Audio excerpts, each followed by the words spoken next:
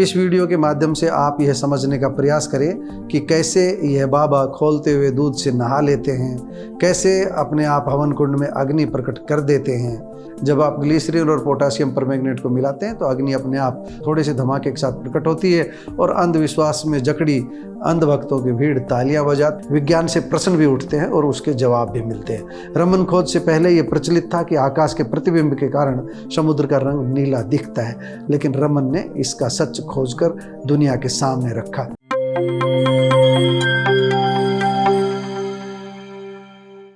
प्यारे दोस्तों, सादर अभिवादन। मैं हूं महेश कुमार वैद्य और आप देख रहे हैं एनजेपी इंडिया। दोस्तों, बीती 28 फरवरी को देश भर में राष्ट्रीय विज्ञान दिवस मनाया गया। सच कहें तो यह दिवस मनाने की औपचारिकता पूरी की गई। रेवाड़ी के अहिर कॉलेज में भी उस दिन आयोजन हुआ था। हमारे पास कार्यक्रम की जानकारी भी आई थी। उसी दिन मन में आया था कि इस विषय पर जरूर कुछ कहूँगा। उस दिन हिंदी साप्ताहिक news for justice and parity के लिए भी लेख लिखा था, मगर एनजेपी इंडिया के मंच पर बोल नहीं पाया था।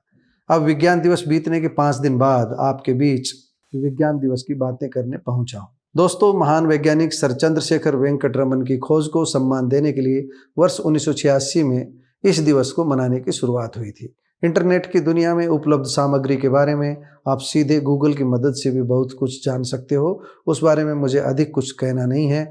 हमारा सवाल बस इतना सा है कि क्या वह उद्देश्य पूरा हो पाया है जिसके लिए राष्ट्रीय विज्ञान दिवस की परिकल्पना की गई थी। हमारे राष्ट्र के कर्णधारों ने जो परिकल्पना की थी।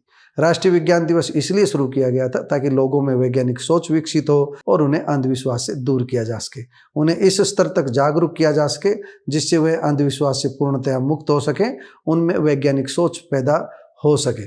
वैज्ञानिक सोच पैदा करने के उद्देश्य से ही राष्ट्रीय विज्ञान एवं प्रौद्योगिकी परिषद तथा विज्ञान एवं प्रौद्योगिकी मंत्रालय ने मिलकर प्रतिवर्ष 28 फरवरी को देश में विज्ञान दिवस मनाने की पहल की थी। लगभग 5 दशक बीत चुके हैं, लेकिन हम देख रहे हैं कि दुनिया तेजी से अंधविश्वास की ओर बढ़ रही है। ये किसी एक धर्म या देश की बात नहीं है, पूरी दुनिया में वैज्ञानिक सोच गायब होती जा रही है।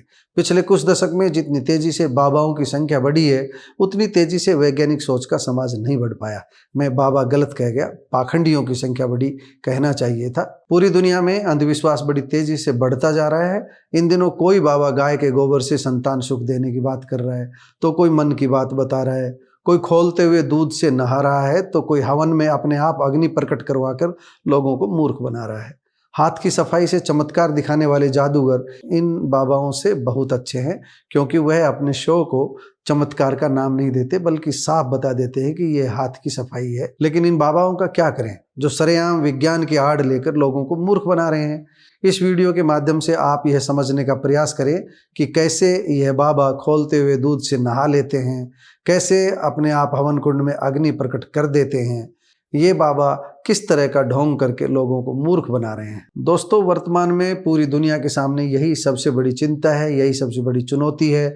जिन बाबाओं की जगह पाखंड फैलाने के आरोप में जेल में होनी चाहिए, वही बाबा आज पूजे जा रहे हैं। लाखों करोड़ों अंधभक्त उन्हीं बाबा के चरणों में भविष्य संवारने के लिए बैठे हुए हैं। उन्हें नहीं पता कि वह अपना भविष्य बिगाड़ रहे हैं।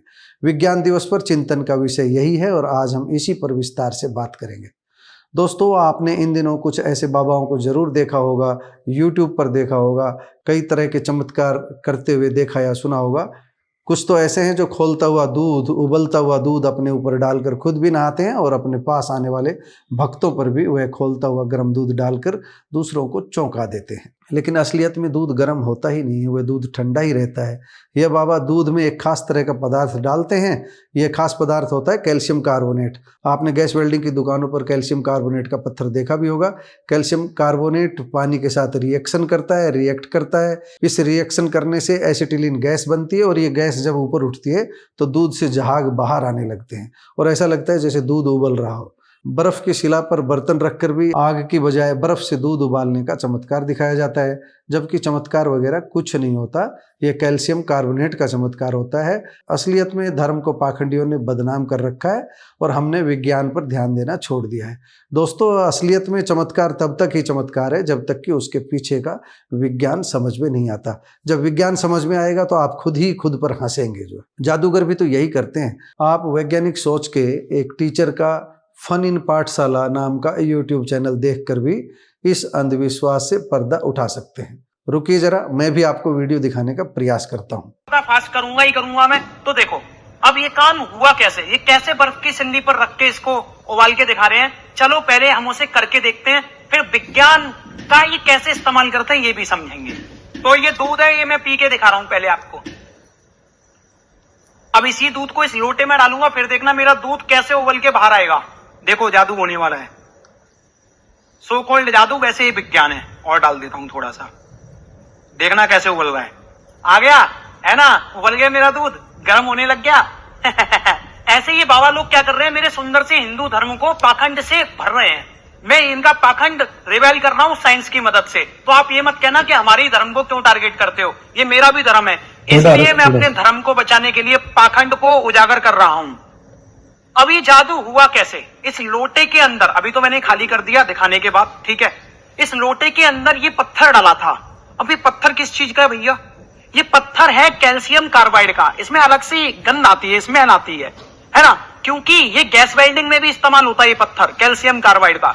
अब इस पत्थर को अगर पानी में डालते हैं या हम दूध में डालते हैं तो इसमें से गैस निकलती है, एसिटिलीन गैस। 9th 10th के मैं बच्चों को पढ़ाता हूं, जो भी हमारे केमिस्ट्री के टीचर पढ़ाते हैं हमारे एप्लीकेशन पे, वो पढ़ाते हैं कि कैल्शियम कार्बाइड को यदि हम पानी के साथ रिएक्ट करेंगे, CaCO2 को H2O के साथ रिएक्ट करेंगे तो C2H2 बनेगा, यानी कि एसिटिलीन गैस निकलेगी और एक पदार्थ और बचेगा कैल्शियम हाइड्रोक्साइड। तो ये वही काम करता है। जैसे ही मैंने इसको दूध में डाला तो दूध पानी तो एक तरीके से, उसमें फैट वगैरह के मॉलिक्यूल्स होते हैं, ठीक है, थोड़ा प्रोटीन वगैरह होता है। तो दूध में जैसे ही मैंने इस पत्थर को डाला, उस दूध में मैंने थोड़ा सा पानी भी मिला दिया था कि जिससे रिएक्शन अच्छी तरीके से हो, है ना। तो जैसे ही मैंने ये पत्थर का छोटा सा टुकड़ा उसमें डाला, या पहले से ही डाल रखा था मैंने पहले से ही डाल रखा था। ये लोग क्या करते हैं, छिपा लेते हैं, पहले छिपा लेते हैं फिर डाल के दिखा देते हैं, ठीक है। अपन ने पहले डाल रखा था, है ना। तो ये पत्थर जैसे ही उसके अंदर जाता है, ये रिएक्शन होती है, फिर ये एसिटिलीन गैस निकलती है, बहुत तेज गैस निकलती है। अब वो गैस क्या करती है, दूध में जो फैट वसा वगैरह होता है ना, उसको ऊपर ले आती है, ऊपर ले आती है। गैस तो गैस है, वो ऊपर आना चाहिए, तो उन सब चीजों को ऊपर ले आती है। फिर ऐसा प्रतीत होता है कि दूध उबल रहा है। मेरे साथ में वीडियो चल रही है, उसमें देख लो आप, दूध उबल रहा है, ऐसा प्रतीत होता है। तो केवल और केवल किसका काइंड है, एसिटिलीन का, ठीक है, एसिटिलीन गैस का। क्या डाला, कैल्शियम कार्बाइड का पत्थर। अब ये बाबा लोग है ना, ऐसे ही चूना लगाएंगे तो हम इसमें रेलेंगे कि नहीं रेलेंगे, है। अब तुम कमेंट में चाहे कुछ भी बोलो, मुझे कोई फर्क नहीं पड़ता, मेरे को तो बड़ा मजा आता है इन्हें रेलने में। दोस्तों इसी तरह हवन में अपने आप अग्नि प्रकट करके कुछ पाखंडी लोगों को चौंकाते हैं, उनमें धर्म का डर पैदा करते हैं और धन ऐंठते हैं, खुद को माया से दूर बताते हैं, जबकि खुद 24 घंटे माया का खजाना बढ़ाने की सोचते रहते हैं। पाखंडी बिना दियासलाई या अग्नि कहीं पर भी अग्नि प्रकट करवा कर खुद को सिद्ध पुरुष, महापुरुष या महान संत साबित कर देते हैं। दोस्तों असलियत में होता यह है कि यह पाखंडी लोग घी के स्थान पर ग्लिसरीन और धूप के स्थान पर पोटेशियम परमैंगनेट को रखते हैं और एक खास अनुपात में किसी खास स्थान पर, खास जगह पर, कॉटन पर या नारियल के छिलके पर उसको डालते हैं। विज्ञान के छात्र जानते हैं कि इन दोनों के मिलने से कुछ देर में ही अग्नि प्रकट हो जाती है। जब आप ग्लिसरीन और पोटेशियम परमैंगनेट को मिलाते हैं तो अग्नि अपने आप थोड़े से धमाके के साथ प्रकट होती है और अंधविश्वास में जकड़ी अंधभक्तों की भीड़ तालियां बजाती है और बाबा के चरणों में नस्तक होती है। आप फन इन पाठशाला की इस वीडियो में देखिए किस तरह बाबा लोग अपने आप अग्नि प्रकट करवा देते हैं। तो आप देख रहे हो ये बाबा जी कैसे मंत्रों से आग लगा रही है, इतनी सारी भीड़ खड़े होके देख रही है। हालांकि यहाँ पे मंत्रों से आग नहीं लग रही है, यहाँ लग रही है आग साइंस की मदद से। और ये साइंस की मदद से एक ट्रिक करते हैं जिससे फिर ये जादू दिखाते हैं। इसका मैंने शॉर्ट्स बना दिया है ना। आप शॉर्ट्स के थ्रू यहाँ पे भी आगे होंगे। अब मैं यहाँ पे ये भी बताऊंगा कि हवन कुंड में मंत्रों से आग कैसे लगाते हैं, या इस तरीके की ट्रिक को ये लोग बाबा जी कैसे करते हैं। तो ये मैंने थोड़ा सा हवन कुंड बना रखा है ऐसे ही नकली सा, क्योंकि मैं अपने मंत्रों का अपमान नहीं करता हूं, है ना, कि फालतू की फर्जी चीजों में मंत्र मार के आग लगाऊं। मंत्र का इस्तेमाल करके हवन कुंड में कैसे आग लगाते हैं पहले ये सीखते हैं। जैसे कि मान लो हवन कुंड है, बाबा जी क्या करेंगे, ये घी बताएंगे लोगों को कि मैं घी डालूंगा और मंत्र बोलूंगा कुछ ऐसे। मान लो मैं बोल रहा हूँ डुचुक डुचुक ढाए ढाए, कुछ ऐसा उल्टा सीधा, मैं मंत्र नहीं बोलूंगा, ठीक है। लेकिन ऐसे करके घी डालेंगे वो, और फिर मंत्र बोलते जाएंगे जब तक रिएक्शन नहीं हो जाएगी। अब ये ना घी नहीं है, ये ग्लिसरीन है, ग्लिसरीन। और नीचे एक केमिकल पड़ा है थोड़ा बुरादा टाइप का। अब जैसे जैसे मैं ग्लिसरीन डालता जाऊंगा, रिएक्शन होने में करीब करीब 20 से 30 सेकंड लगते हैं, कभी कभी 1 मिनट भी लगता है। तो वो मंत्र बोलते जाते हैं उतने टाइम में। फिर वो रिएक्शन कंप्लीट हो जाती है, फिर अपने आप आग लग जाएगी। जस्ट वेट करो, थोड़ी देर लगने वाली है, बस लगने वाली है। फिर इसके पीछे की साइंस समझाता हूं। अब थोड़ा सा ही समय लगा है, देखिए अब धुआं निकलने लग रहा है, यानी कि अब आग लगने वाली है हमारे इस हवन कुंड में, और वो भी केमिकल्स का इस्तेमाल किया है। तो देख रहे हो आप कैसे आग लग गई घी डालने से। घी नहीं है, ये ग्लिसरीन है, ग्लिसरीन। और ये हवन कुंड में आग भी लग चुकी है। देखो क्यों, इसमें कोई मंत्र मंत्र का यूज नहीं है, इसमें एक्चुअली में एक ट्रिक का यूज है, जो कि मैं आपको अभी बताने वाला हूं।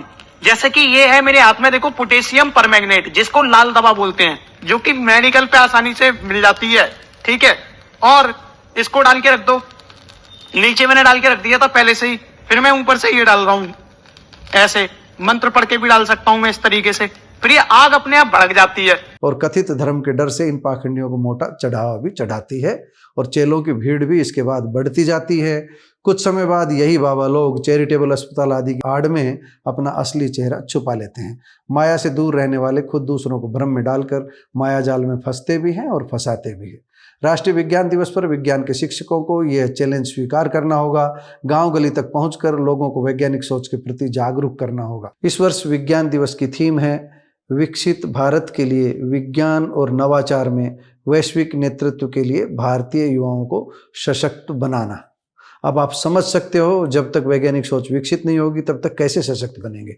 अब देखना यह है कि हम युवाओं को वैज्ञानिक सोच देंगे या फिर उन्हें अंधश्रद्धा की राह पर धकेल कर अंधविश्वासी बनाएंगे। दोस्तों, हम यह भी बता दें कि राष्ट्रीय विज्ञान दिवस रमन प्रभाव को समर्पित है। देश के महान वैज्ञानिक सर चंद्रशेखर वेंकट रमन ने जो खोज की थी उसी को आधार मानकर इस दिवस की घोषणा की गई थी। सर चंद्रशेखर वेंकट रमन ने 28 फरवरी सन 1928 को जो खोज की थी उसके लिए उन्हें 1930 में नोबेल पुरस्कार दिया गया था। यह सच है कि अगर किसी देश को विकास करना है, तरक्की करनी है, तो उसे विज्ञान के प्रति समर्पित होना ही होगा। विज्ञान के बिना विकास संभव नहीं है। विज्ञान से ही गलत धारणाओं और अंधविश्वासों से दूर रहा जा सकता है। वर्ष 1921 में भूमध्य सागर को पार करते समय उनके मन में समुद्र के गहरे नीले रंग को लेकर जो प्रश्न उठा, उसी से आगे की राह निकली। विज्ञान से प्रश्न भी उठते हैं और उसके जवाब भी मिलते हैं। रमन खोज से पहले यह प्रचलित था कि आकाश के प्रतिबिंब के कारण समुद्र का रंग नीला दिखता है, लेकिन रमन ने इसका सच खोजकर दुनिया के सामने रखा। रमन सर इस निष्कर्ष पर पहुंचे कि नीला रंग समुद्री जल के अणुओं के द्वारा प्रकाश के बिखराव के कारण होता है। इस अवलोकन ने प्रयोगों की एक नई श्रृंखला को जन्म दिया और आगे चल करके यही रमन प्रभाव कहलाए। प्रकाश से संबंधित जिस थ्योरी को दुनिया की स्वीकार्यता मिली वही रमन प्रभाव कहलाती है। रमन के प्रमुख निष्कर्षों को औपचारिक रूप से 31 मार्च 1928 को इंडियन जर्नल ऑफ फिजिक्स में प्रकाशित किया गया था।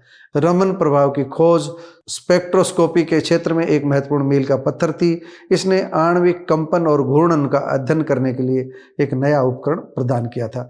रमन की तरह ही देश में बहुत से वैज्ञानिक हुए हैं जिन्होंने अंधविश्वास दूर करने के लिए बहुत कुछ बताया है, लेकिन विज्ञान को वैज्ञानिक चित्त से, वैज्ञानिक दृष्टिकोण से देखने की जरूरत है, तभी हम विकसित भारत का सपना पूरा कर सकेंगे। आज इसी संकल्प के साथ अपनी बात को विराम देते हैं कि वैज्ञानिक चित्त विकसित करेंगे, अंधविश्वास दूर भगाएंगे, जो चमत्कार दिखाए जा रहे हैं उनकी गहराई में झांक कर देखेंगे कि आखिर सच क्या है। सिर्फ हाथ की सफाई है और इससे ज़्यादा कुछ नहीं। उम्मीद है आपको हमारी ये बात अच्छी लगी होगी। आप कमेंट बॉक्स में जाकर अपनी प्रतिक्रिया जरूर दें। नमस्कार, धन्यवाद।